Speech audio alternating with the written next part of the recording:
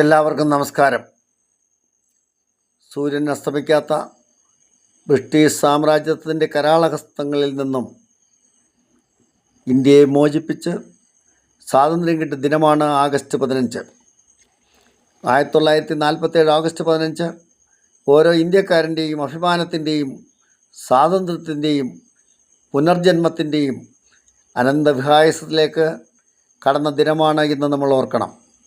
എന്നാൽ നാം ഇന്ന് അനുഭവിക്കുന്ന സ്വാതന്ത്ര്യം അനേകം പുണ്യാത്മാക്കളുടെ മരണത്തിൻ്റെയും ജീവത്യാഗത്തിൻ്റെയും കഠിനാധ്വാനത്തിൻ്റെയും പരിണിത ഫലമാണ്. ഇന്ത്യ എൻ്റെ രാജ്യമാണ്, എല്ലാ ഇന്ത്യക്കാരും എൻ്റെ സഹോദരീ സഹോദരന്മാരാണെന്ന് നമ്മെ പഠിപ്പിച്ചതും നമ്മൾ സ്വയം പഠിച്ചതുമായ ആപ്തവാക്യങ്ങൾ ഇന്ന് യാഥാർത്ഥ്യമായോ എന്ന് നാം പരിശോധിക്കണം. ഇന്ത്യ നാനാത്വത്തിൽ ഏകത്വം എന്ന് ഘോഷിക്കുമ്പോൾ, അതാണ് ഇന്ത്യൻ സംസ്കാരം എന്ന് പുകഴ്ത്തുമ്പോൾ അതിൻ്റെ അന്തസ്സത്തെ മനസ്സിലാക്കി നിലകൊള്ളണം എന്നതാണ് ഓരോ പൗരൻ്റെയും കടമ.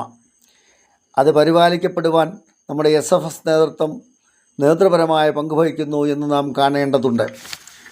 അങ്ങനെ ഇവിടെ ജാതി, മത, വർണ്ണ, വർഗ ചിന്തകളിലും രാഷ്ട്രീയത്തിൻ്റെ പേരിലും മനുഷ്യൻ ഇല്ലാതാകുന്നു എന്നുള്ള വസ്തുത നമ്മൾ ഓർക്കപ്പെടേണ്ടതാണ്. 1947 മുതൽ 2025 ആയപ്പോൾ ഇന്ത്യയിൽ വൻ മാറ്റങ്ങൾ ഉണ്ടാക്കാൻ കഴിഞ്ഞു എന്ന് നമുക്ക് ആശിക്കാൻ കഴിയുമ്പോൾ ഒട്ടേറെ തലങ്ങളിൽ ധാരാളം പോരായ്മകളുമായി നമ്മൾ നിൽക്കുകയാണ്. ഇത് പരിഹരിക്കപ്പെടേണ്ടത് നമ്മുടെ സമൂഹത്തിൻ്റെ ആവശ്യവുമാണ്. ആയതിന് ഇനിയും മാറ്റങ്ങൾ വരണം. അതിന് SFS പോലെയുള്ള സംഘടനകൾ തനത് പങ്കുവഹിക്കണം എന്ന ആഹ്വാനവും നാം ഏറ്റെടുക്കണം. കൊലപാതകവും കൊള്ളയും ബലാത്സംഗവും ആത്മഹത്യയും നിത്യസംഭവമായിക്കൊണ്ടിരിക്കുന്ന നമ്മുടെ രാജ്യത്ത് നമ്മൾ തിരിച്ചറിഞ്ഞ് സടകുടഞ്ഞ് എഴുന്നേറ്റ് പ്രതിരോധിക്കേണ്ട സമയം അതിക്രമിച്ചിരിക്കുകയാണ്. ഇന്ത്യയിൽ വമ്പൻ മാറ്റങ്ങൾ ഉണ്ടാക്കാൻ നമ്മുടെ സംഘടനകൾക്ക് കഴിയുന്ന തരത്തിലുള്ള പ്രവർത്തന സജ്ജരായ കേഡർമാരെ നമ്മൾ ക്രിയേറ്റ് ചെയ്തുകൊണ്ടിരിക്കുകയാണ്.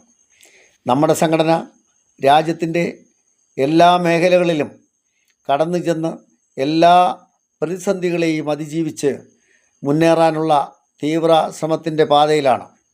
വരും വർഷങ്ങളിൽ സ്വാതന്ത്ര്യം ആഘോഷിക്കുമ്പോൾ നമ്മുടെ സംഘടനയുടെ പ്രവർത്തനത്തിൻ്റെ പരിണിത ഫലവും നമ്മൾക്ക് കാണാൻ കഴിയണം.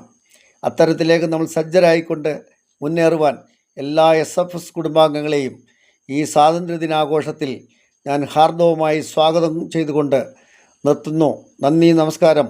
Indian cadre council president Sahadevan, കൊല്ലം.